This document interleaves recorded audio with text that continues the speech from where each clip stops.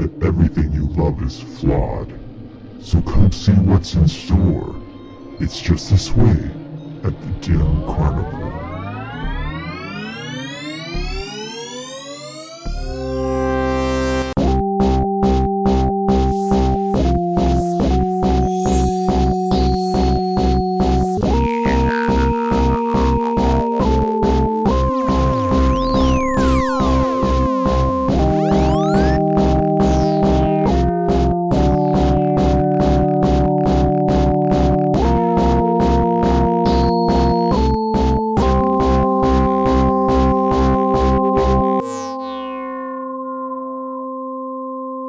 What's up, everybody? Welcome back to the Dim Carnival. I'm Ryan.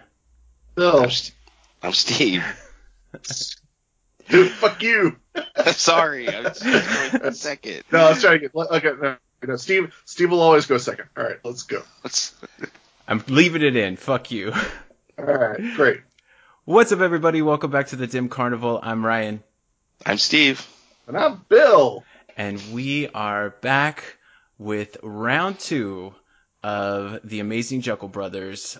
Tracks we're going to be listening to today are, can't believe I have to even say this name. Okay, Bitches, Terrible, My world. I Stab People, and Another Love Song. So, gentlemen, I recall as we were departing from last week's recording, Bill had mentioned that he wasn't looking forward to listen to these songs, and then I listened to them, and now I'm right there with you, Bill. Yeah, they're a bummer. Well, 2 of them are a real bummer to listen to. One of them's just real fun to listen to. The 4th one we'll get to. and you can guess what they are right now, and then you can see if you're right as we go through them. Okay. So we'll get started with the first one here. So the first track we're going to talk about this week is Bitches, and if you want to listen to that, you can go ahead and do it right now. So, Bitches. Normally, Bill gives a really good speech about, some background and stuff like that. Yeah. So, Bill, what do you have prepared to say about Bitches? That it sucked to listen to, but it does have a very interesting backstory. The backstory was ICP. This is their first, release proper on Island that was made for Island. So they wanted to have some big name guests on it, and they got Snoop Dogg, which we'll get to in a little while. Of course, they got the Jerky Boys, which is probably a very difficult get. But they got Old Dirty Bastard of the Wu-Tang Clan, and they paid him $30,000 for a verse, and they Jay and Shaggy laid down.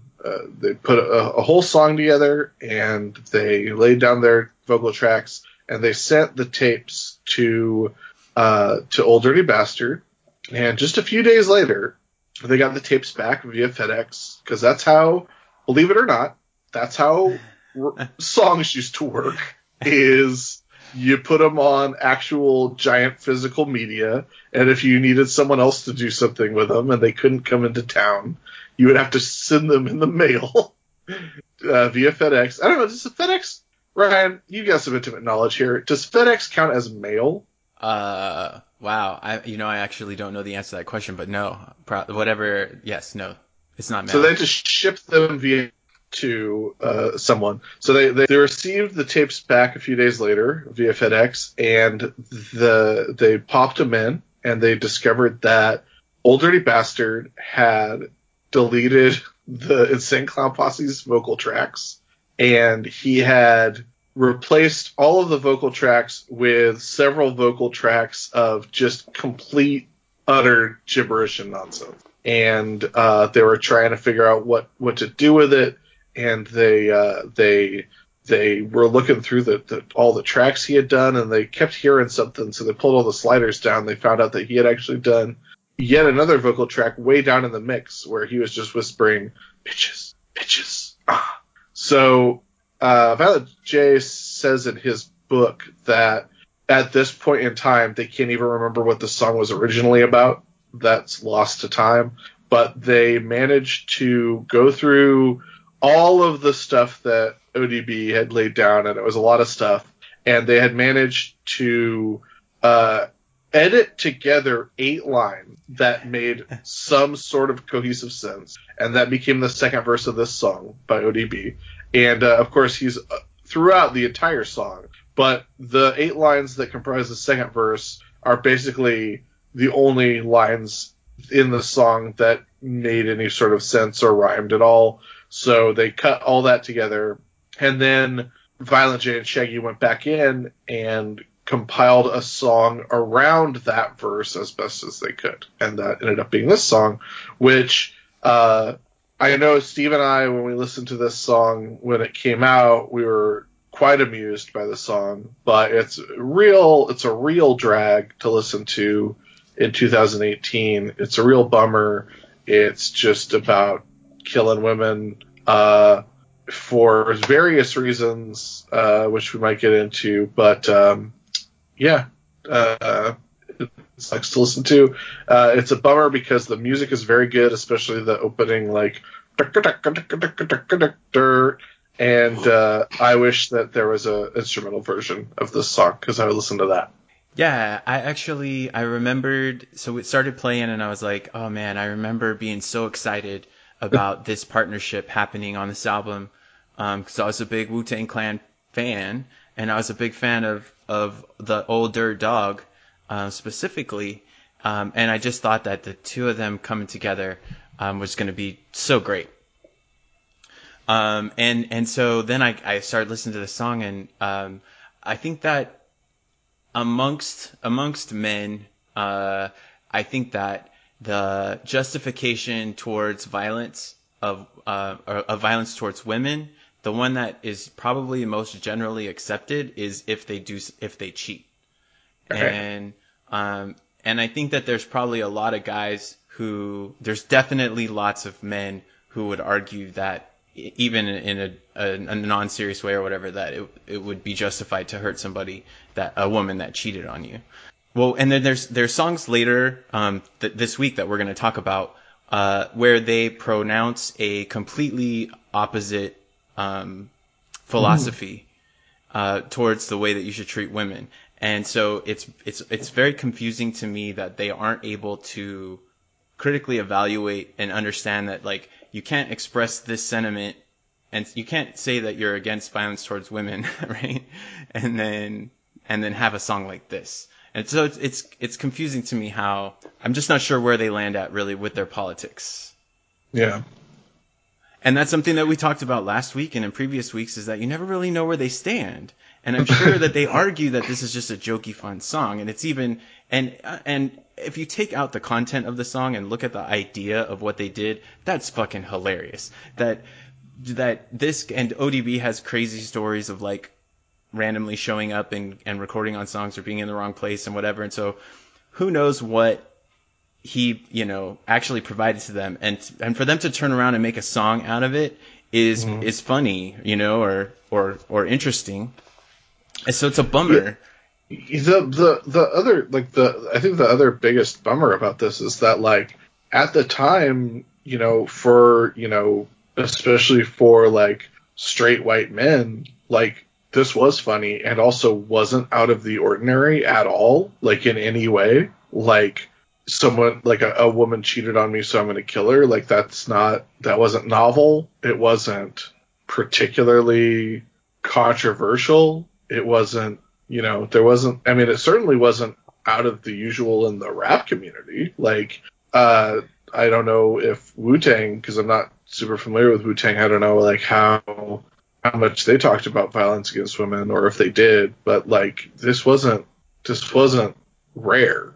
Well, and actually on the second disc of Wu-Tang Forever, ODB's, I think it might be one of his only, like, solo tracks is called Dog Shit, and it's about defecating on women. Like, so I think that ODB's politics are pretty well known, and this is probably a pretty light terrain for ODB. Yeah. Well, who knows what ODB was actually making the song about too? So Right. Well, and the ladies that he mentions, and who knows? But one thing I always think about, and if you can divorce yourself from the content and listen to the song, like the music, like you were saying, if it were instrumental or how the performances are, ODB's vocalizations. Or he's always had that really unique presence on the mic, and so I always appreciate. It didn't even occur to me listening to this that this wasn't what he intended to do. Like that's just how he doesn't have a style, right? There's no father to his style. He just gets on the mic and does whatever. And I love his voice. I love the things that he says. But to me, it always sounds like he has like some candy or like a lozenge in his mouth, or maybe that he's got like a pool of spit that's about to fall out. Just gonna drop right out of his face. Go ahead. Oh no. Well, you and I've been talking a lot. I wonder if Steve has anything to say about this song. Yeah. Yeah, it had been a long time since I had heard the song, and I hadn't remembered that I was going to listen to this album and run across stuff again that made me be like, ugh, geez.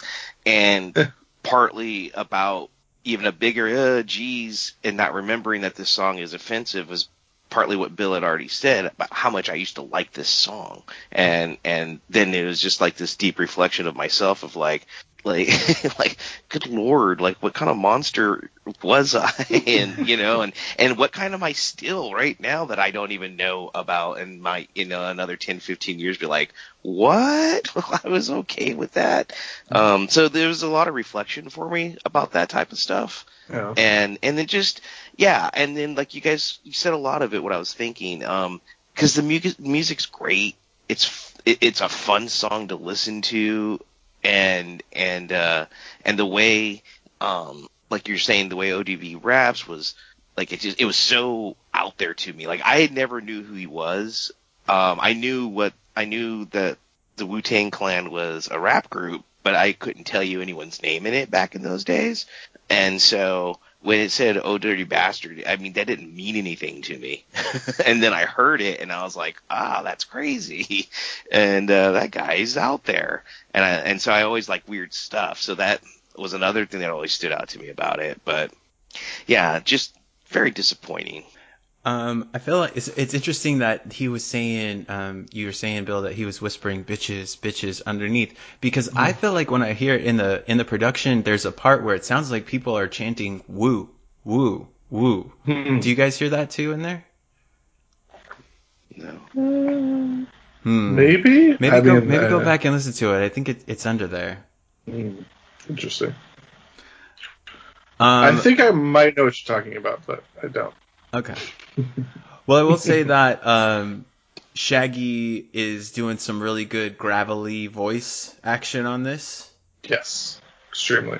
I think I kind of understand what you're saying. I'm kind of like just playing the song over in my head, and I think I might be mistaking what you're talking about, because I feel like that was like there's like a synthesizer sound or something that sounds like a just like what you picture a sound wave looking like, just going whoa. Oh, maybe it's that. Yeah. Mm-hmm. Nice. I know you did say, Bill, last week about how the production was like really crisp, really clean on this record, and it is something again that I hear on this track, and I especially remember listening to it, putting in my car stereo or whatever, and that it sounded like the bass hit really hard, but it was really clean. Like a good quality sound. Yeah, this album thumps, man. It thumps and it dumps. But I wanted to one last thing I wanted to point out about this song, other than Violent J's delivery is very good. Is so you're saying violence against women, particularly when they cheat on you, but all three of the verses, the three players in this song are murdering women for different reasons. Like Violent J is murdering women because of cheating and because getting child support or alimony or whatever.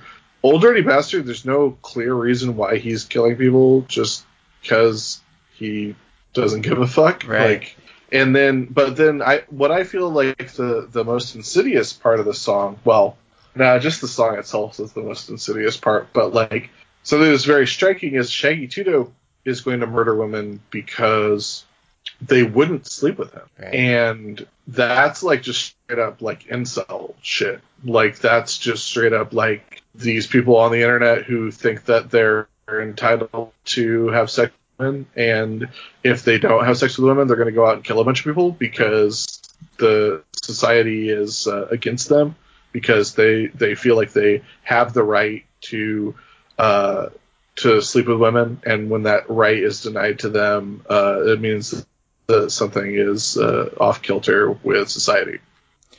Yeah, I actually, I don't think it. I always thought that the whole song was about a cheating woman, and listening to it this time through and getting to that third verse, I was like, oh wow, I never even really like listened to it enough to understand what that second verse is about. It's very, very gross. Yeah. Well, cool. So, Basically, the song sucks and you shouldn't listen to it.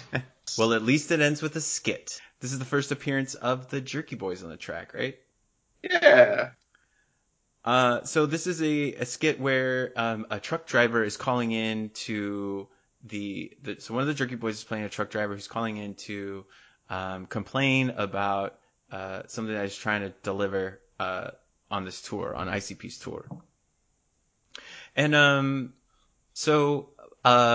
prank phone calls, you guys. Is that even a thing anymore? Do kids even know what that is these days? I think people know what it is because Crank Yankers was very popular when a lot of people were kids. Okay.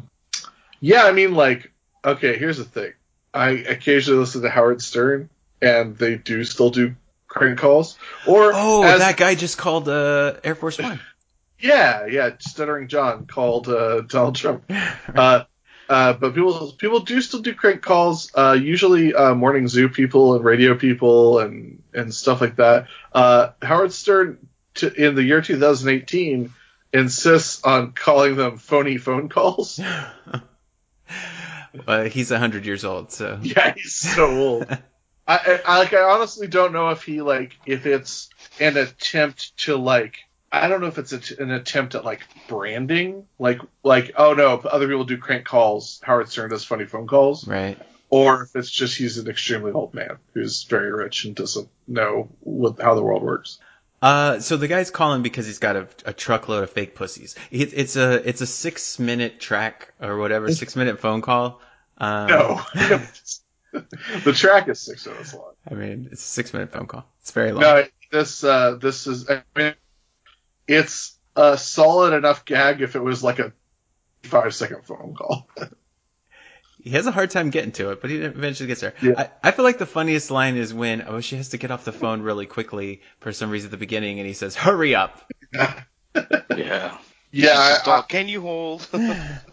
I like him getting offended because he's calling with a touring issue, and she offers to have him speak to the touring department, and he gets offended. Now, what the hell is that supposed to be?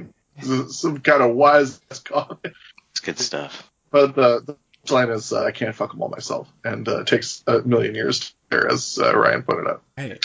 But this is our first crank call from the Jerky Boys, and we'll get more later on, and they're better. All right, so the next track we're going to listen to is Terrible. So if you want to go ahead and refresh yourself with that, go ahead and do that right now. Feel refreshed. Hey, all right. That's not terrible. Terrible, you guys. This is a song about things that ICP doesn't like. Maybe. And immediately one song after a song about killing women for various reasons, they slam people who think they're cool because they beat up women. So who knows what the fuck has happened with Insane Clown Posse. But basically the song is about there are basically two conceits to the song. The first is that people don't know what terrible is because they haven't really experienced true terror, but ICP knows because they've been there, and also they're going to one day inflict that terror upon the people who really deserve it, and then they'll know what terrible is. And the other conceit of the song, which is more surface level, is like the media insists on pointing out salacious things that are supposedly terrible that gain a hold in the national consciousness, while much more insidious things are going on all over the place all the time that never gets on the news or in the newspaper or on television, and that's super fucked up. And I'm glad that we're in 2018 where that's changed. Oh my God. And I will say that I actually did listen ahead, which Bill often chastises me for. But this is later on. I found out that this isn't the first time that they have like really explicit criticism of mainstream media. And I guess maybe I don't know. Have they ever really explicitly done that before that you guys can remember? I can't think of anything backwards. I know I don't know if you're going to mention the same song I'm thinking of that was off The Storm. You know how well versed Ryan is with The Storm. Well, in any case, but I know that this is their first like break the chains off of the Disney label or whatever, and so they reference that multiple times.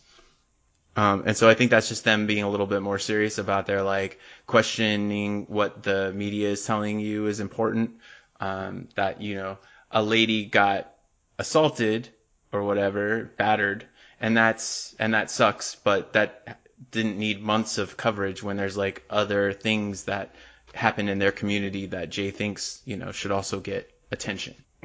Yes, accurate. There is a section about racism as well, or whatever, the section of the rebel flag. He says, you put a slave owner on the $1 bill, and then you want to wonder why I kill people. Mm-hmm.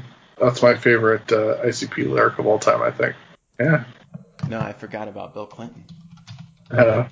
Yeah, he was president when this happened. So, oh my gosh. Okay, so Bill Clinton was, so he says, Jay says, how's that line start? Cops are corrupt. Bombs are blowing up, cops are corrupt, and all you care about is who the president fucked.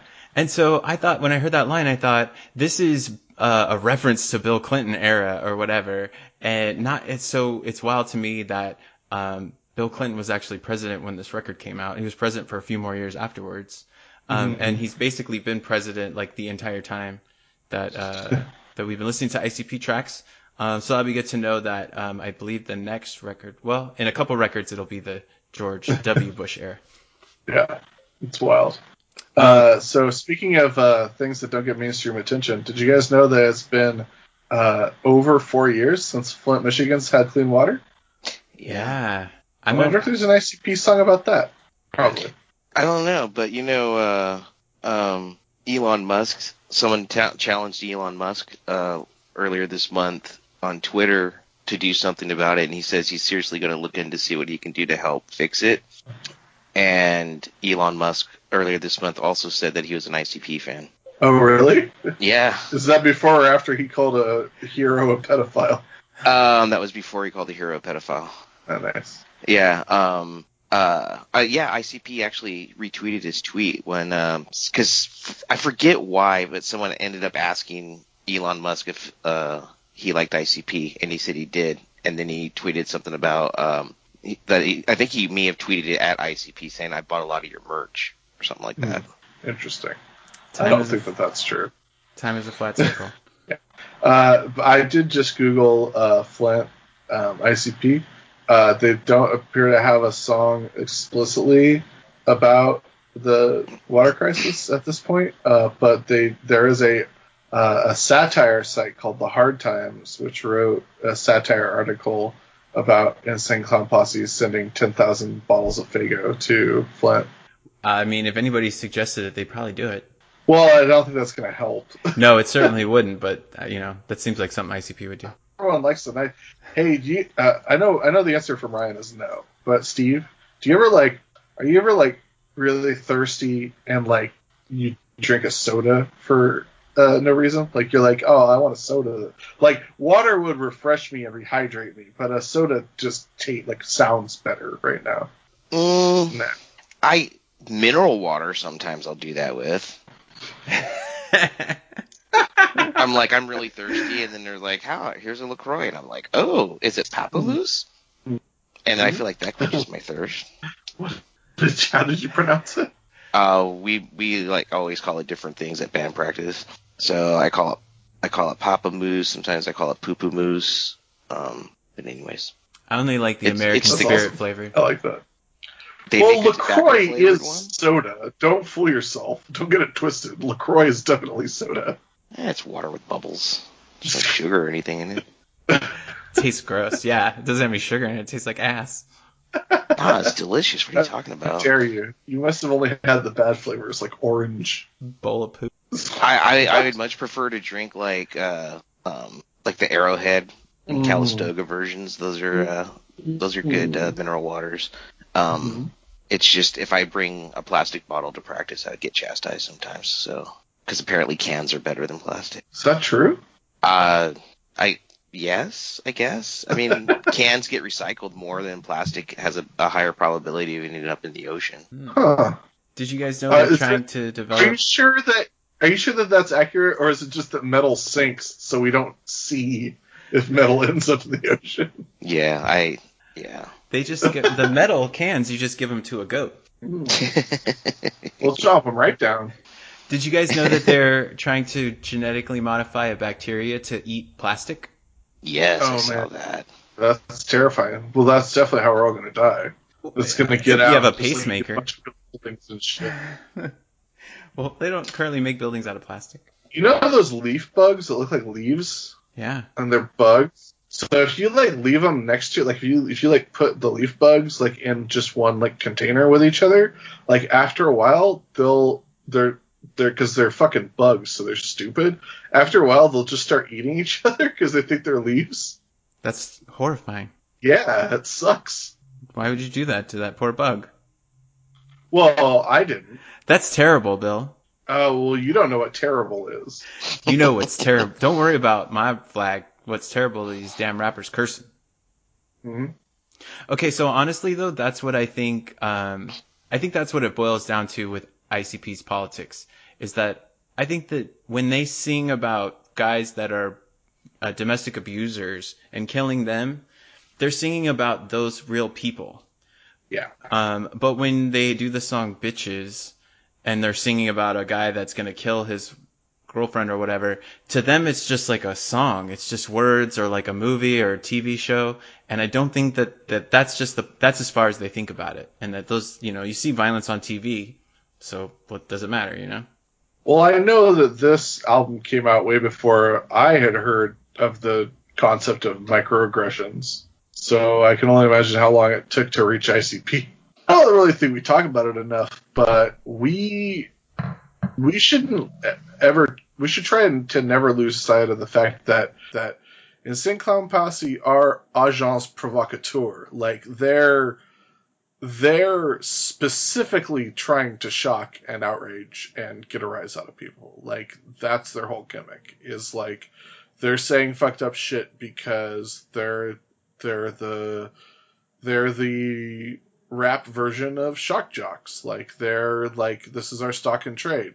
We're here at this point in time, at least. I think that Insane Clown Posse in the year 2018, as they exist as a band, are fundamentally different than they were in 1999 as they existed as a band. So my point is that in the year 1999, we talked a little bit about how Jeckel Brothers is a very aggressive, very angry album. And I think that at this point in time, Insane Clown Posse are still very much into we're the most hated band in the world, and we're specifically trying to get a rise out of people. We're trying to piss people off. We're trying to shock and outrage people. So that's what their mindset is at this point in time. And I'm not saying that the things that they're saying aren't fucked up and dangerous and bad.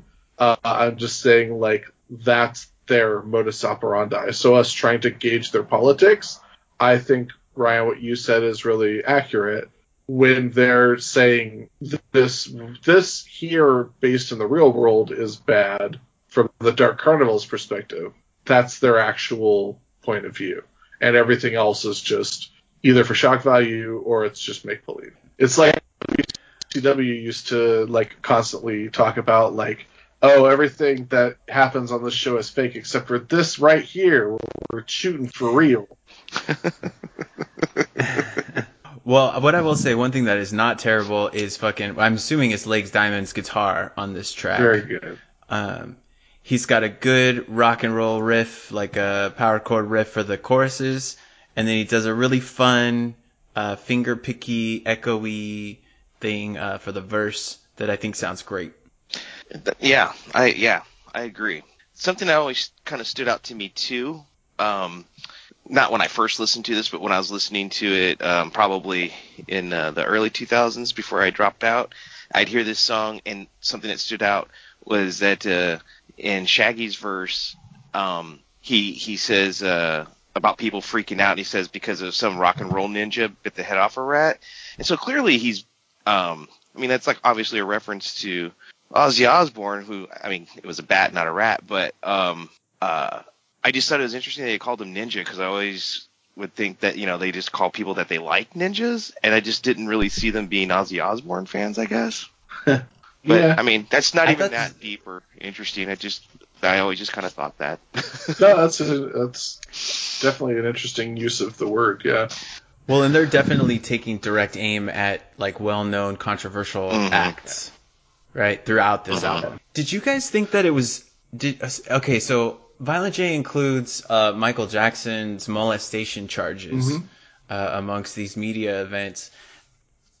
Did you guys feel that he was doing that, like, kind of defensively, though, of Michael Jackson?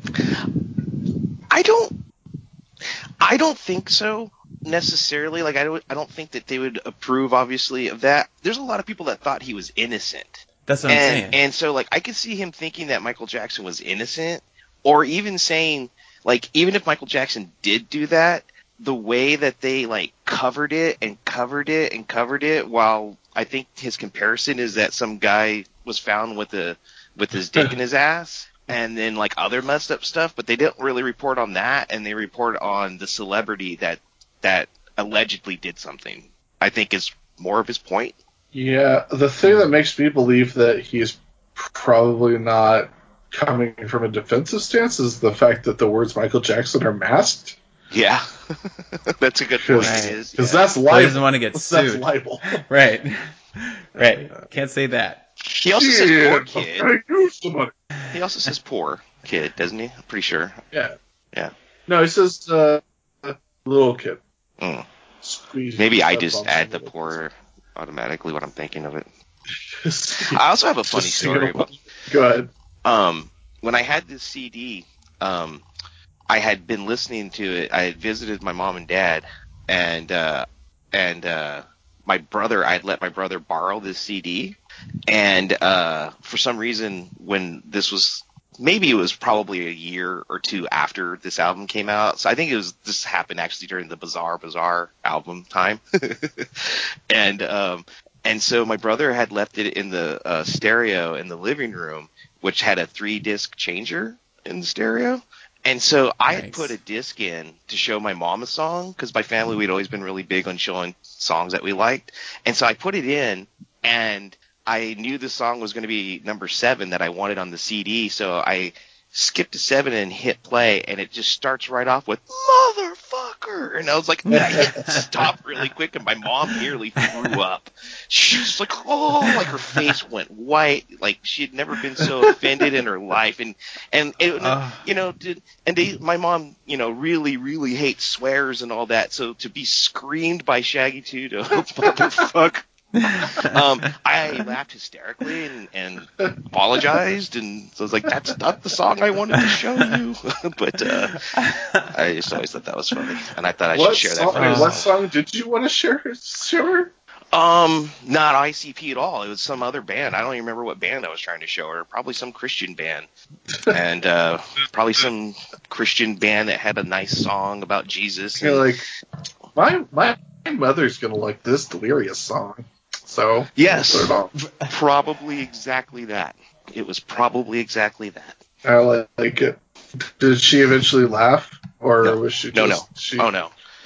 She No. just immediately went into a drawer and pulled her will out and crossed her name out. Pretty much. She's like, not for you anymore. Now these funds go to Robert. It's true.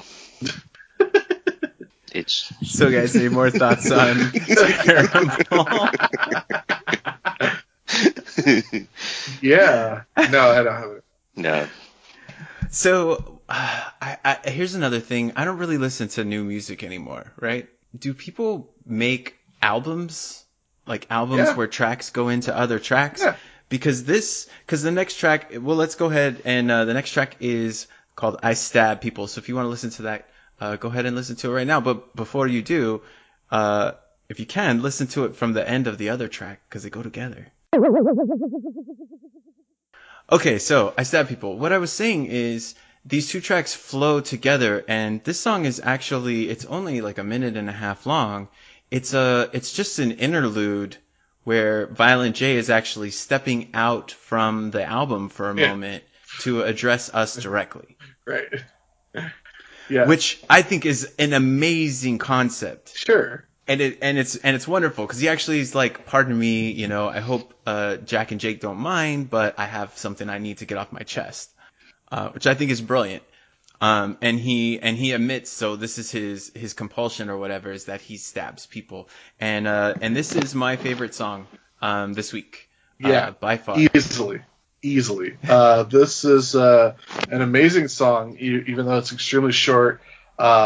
Wonderful concept, and a later revisit this concept on the Bizarre albums, and they will give us a chapter 2 with Still Stabbin', and it also rules. And this song personally has given me a valuable gift in my life, and that is that it has given me the sound effect for stabbing, the universal sound effect for stabbing.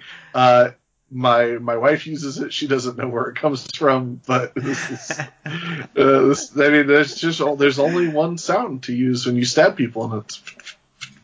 Well, I think this is a particular kind of stab as well. Mm-hmm. It's it's a specific stab. Yeah, just in and out, quick. It's not like a slash or. Right, it's not like a Michael Myers shunk. Yeah, it's not a hack. But it's hilarious. All the lines are great. All of them. Very good visuals. I was imagining when he stabs the mailman, he stabs him and the mailman turns around and Violent J is like three doors away already, like running. I pictured him doing like around the car, around the mail truck, you know? Yeah. Like keep it on he's the poor mailman's, got his hand on his gut. He's already bleeding. What the hell, man? Yeah, he stabs his manager, he stabs Twisted, but Misery gets the better of him, which is maybe Misery's biggest contribution to Psychopath Records, is that he got to get one up on a person who stabs 4 or 5 people every day. This also has a very subtle nod to ICP's WWE career in that Violent J says he met Pete Rose and stabbed him twice in his nipple. But the reason that he actually met Pete Rose in real life is because both Pete Rose and ICP were at the WrestleMania where ICP appeared. So, Bill, I recently started a Dim Carnival account over on Genius, and I feel like we should start making some annotations, man. Yeah, probably. You know some stuff. Yeah, I do. I know some. I've already corrected some lyrics. What I would be doing is just like fixing all the typos because there's like a billion of them.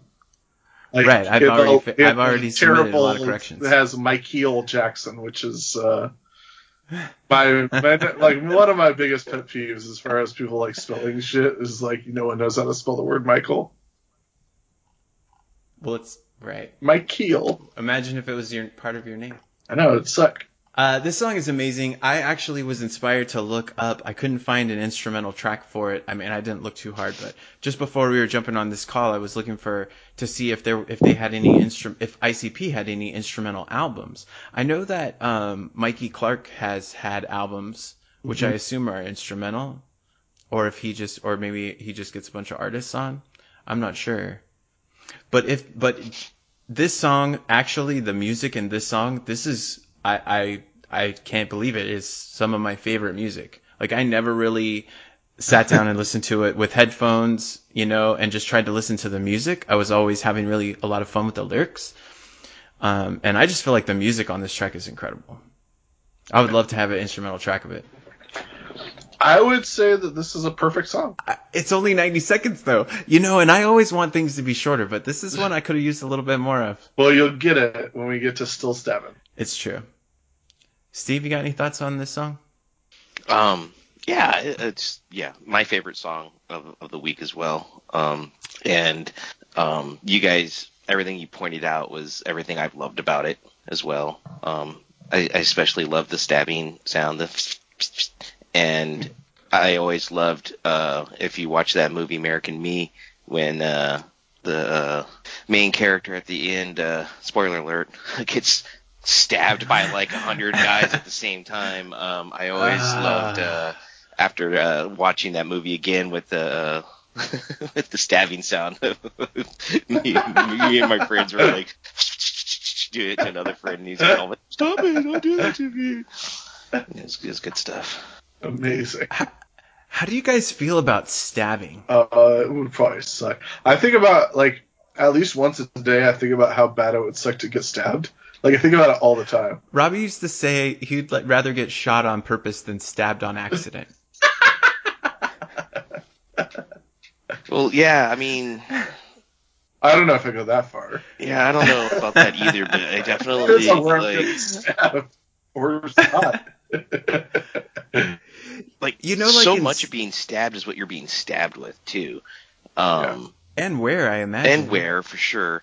Like, they actually, on one of those wonderful YouTube breaking down movies about why they're stupid, had pointed out that when I was doing I was watching one about Halloween, and they're just talking about what an actual terrible murder weapon a butcher knife is, because of the way it's set up is actually to, like, chop down, and the way the blade's shaped and everything. So it's actually really a terrible thing to try to, like, stab and plunge into things.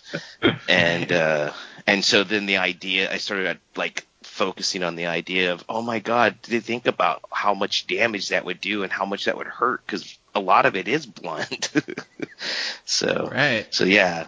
I would assume with what Violent J's doing, I always pictured, and I think you guys already kind of mentioned it being a small little knife, Yeah. And so, which that sound makes perfect sense. Like, it's this little real fast. Yeah, when imagine what and how he's stabbing people in this song, I always imagine Royal Tannenbaums with, like, a little bitty penknife and just, like, you son of a bitch, and, like, jump forward.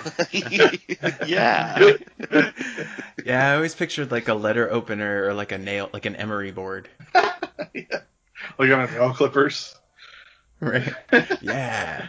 Yeah, that's a good one.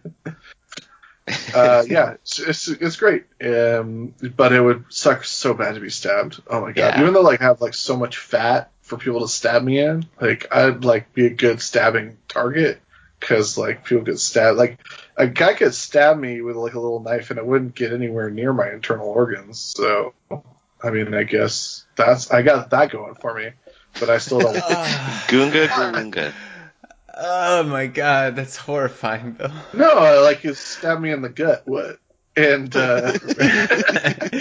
right, you'd be, oh God damn it! Like, stabbed you with a knife, Ryan. It go, like, into your liver and your kidney. Okay, so I was thinking of, well, Steve, you spoiled a movie, so I'm gonna spoil a movie. In Scream, when they're stabbing each other when they're trying to set it up at the end, that dude's really giving it to him right in the stomach. Yeah.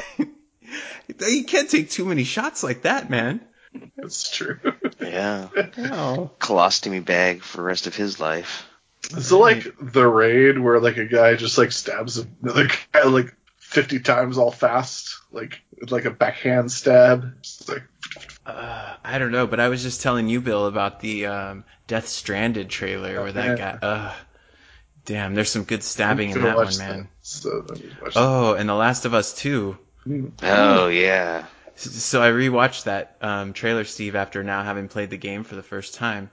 And, oh my God, it got me super pumped to play it. Yeah, it looks intense. There's also a lot those of new mechanics. There's also a lot of stabbing in God of War, obviously. Like after you kill your first boss in the woods, and then Atreus is like jumping at him and all stabbing him a bunch with his little knife. Dude, Yeah. all the best is when he like sticks his axe handle in the guy's face and then like rips the whole head off or the whole bottom of the jaw off.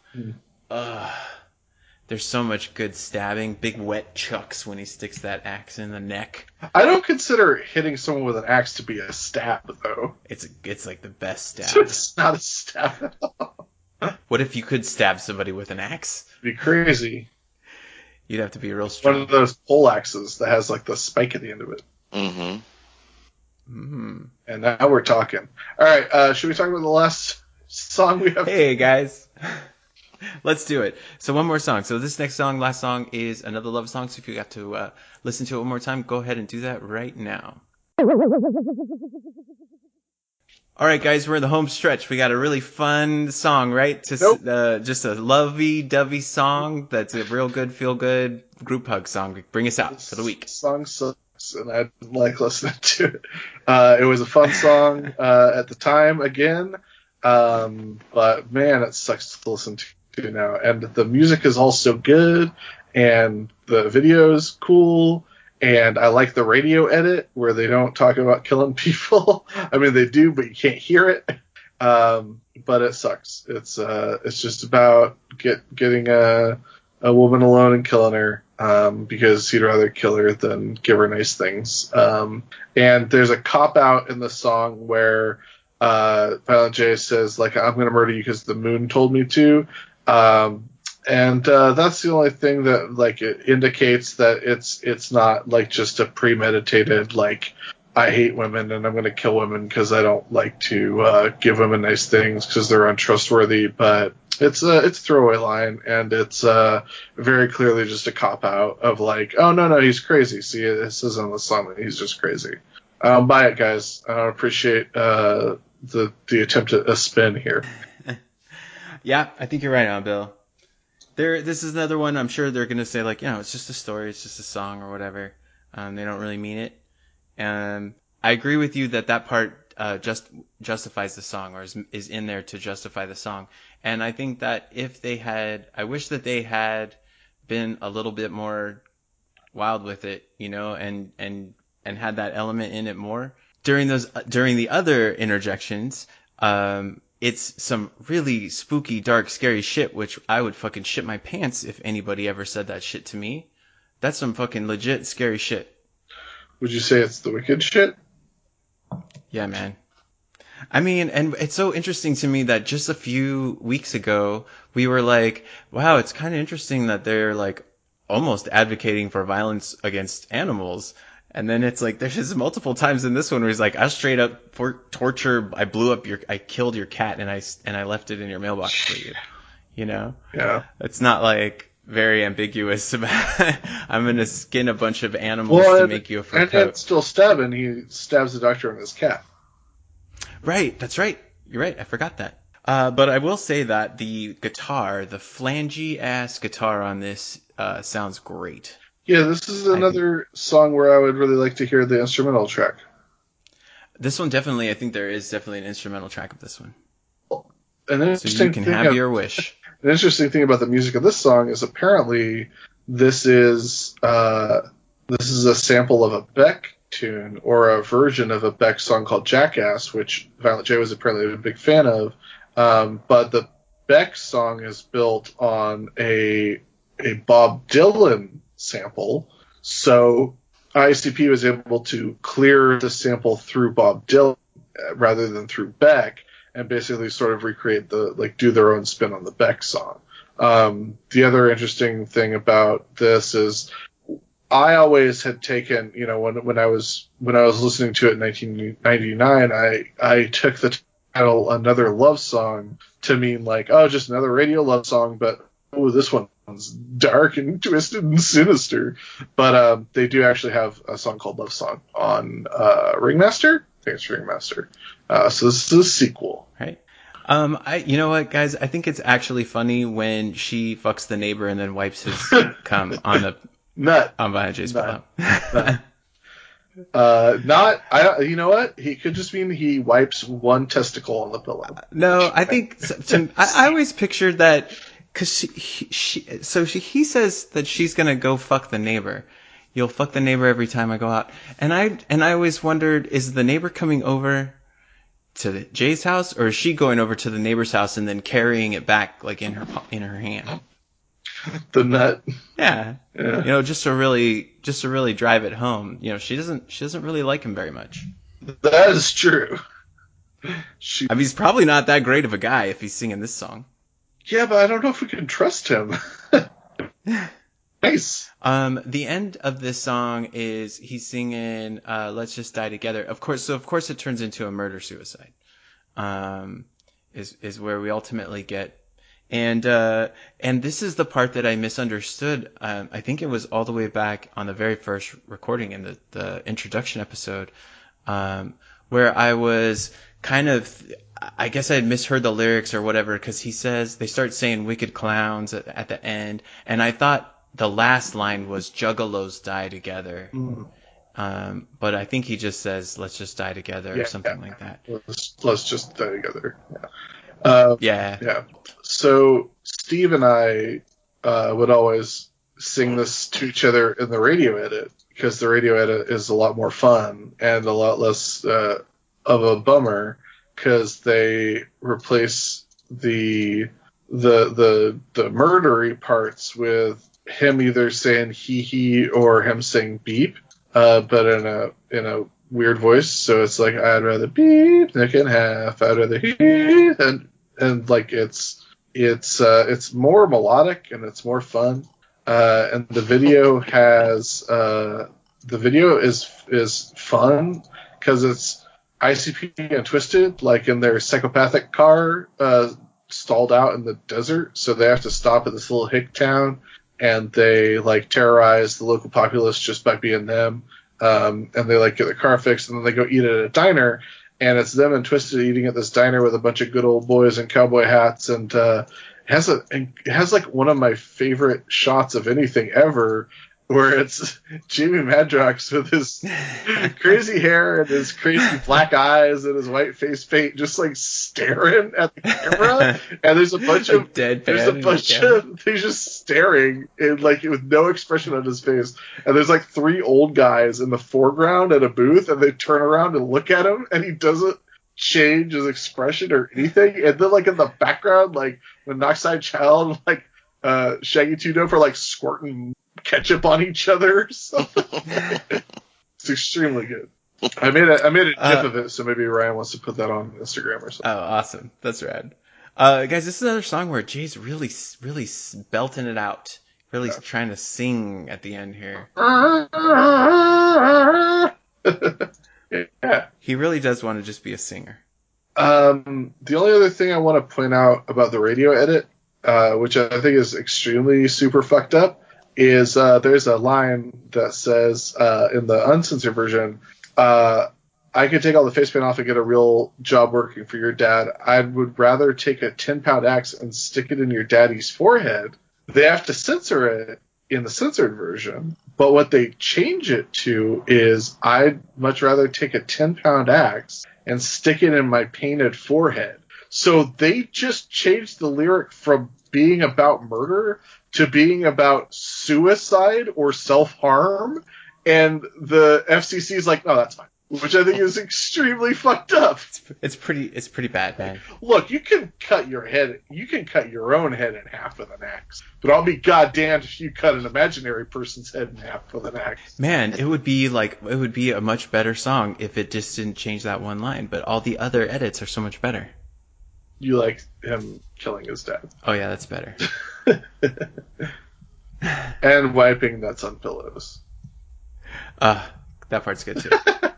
But this is another song where the music's awesome, and I'd like to hear an instrumental version of this song. So, yeah. Yeah, I think this was like the first single, right? Yeah. Or the first video. The first single, yeah. Yeah. The lead single off of the Amazing Jacko.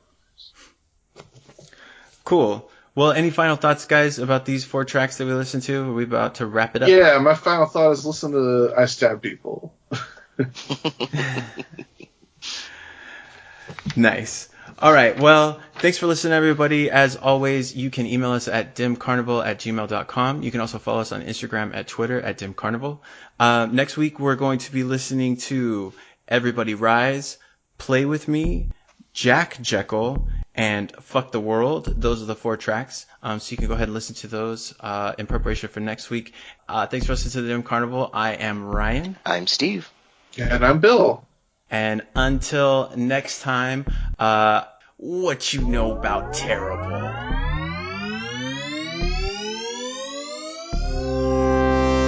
My basic point is that in 1999, especially specifically when Jeckel Brothers came out, they were still and now you're it comes through at how aggressive. Jesus Christ, guys. Oh, I'm so glad it wasn't me that time. Steve's having a good time. Steve's on an iPod and he's fucking owning us both. It's an iPad, but still.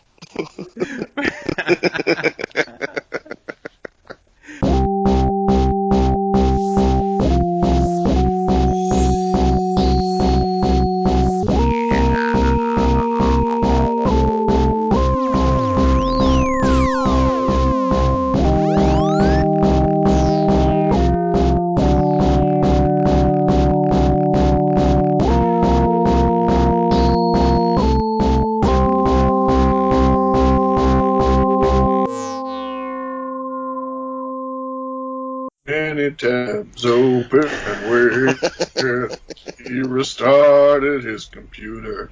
We recorded a podcast about insane clowns.